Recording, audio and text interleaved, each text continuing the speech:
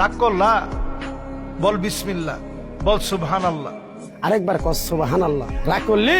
তুমি এমন একটা ব্যক্তি, মানুষের দুঃখ কষ্ট দেখতে পারো না, তার পাশে যাই দাঁড়াও, তারা এসে তোমার পিছন থেকে ক্ষতি করার জন্য ঘুরে।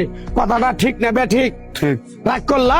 মাআযাল্লাহ, এটা মুসলিম সমাজের জন্য এর চেয়ে বড় লজ্জাস্কর বিষয় আর হতে পারে না।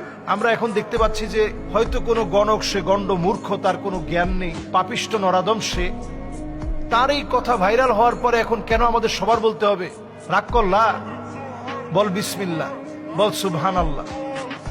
এই তার কথা মতো যারা এই জাতীয় আল্লাহ রাব্বুল আলামিনের এই পবিত্র বিসমিল্লাহর মতো বরকতি বিষয়, সুবহানাল্লাহর মতো দাড়িপাল্লা ভারী করে দেওয়ার মতো ওজন সম্পন্ন বিষয়কে নিয়ে যারা ট্রোল বানাচ্ছে, মাআযাল্লাহ, আমি বলবো খবরদার, এই জাতীয় ট্রোল আপনারা করতে যাবেন না।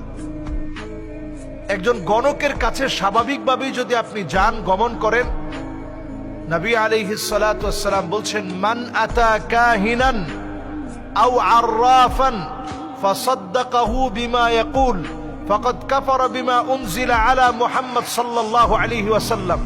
গণকের কাছে যারা যাবে, যারা হাত দেখাবে, যারা এগুলা বিশ্বাস করবে, গণকের কথার ওই তাবিজ নিবে, গণকের কথার ওই গাছের শিকড় নিবে, নবীজি বলছেন ফাকাদ কাফারা বিমা উনজিলা আলা মুহাম্মদ সাল্লাল্লাহু আলাইহি ওয়াসাল্লাম, তার ইবাদত আল্লাহর কাছে কবুল হবে না।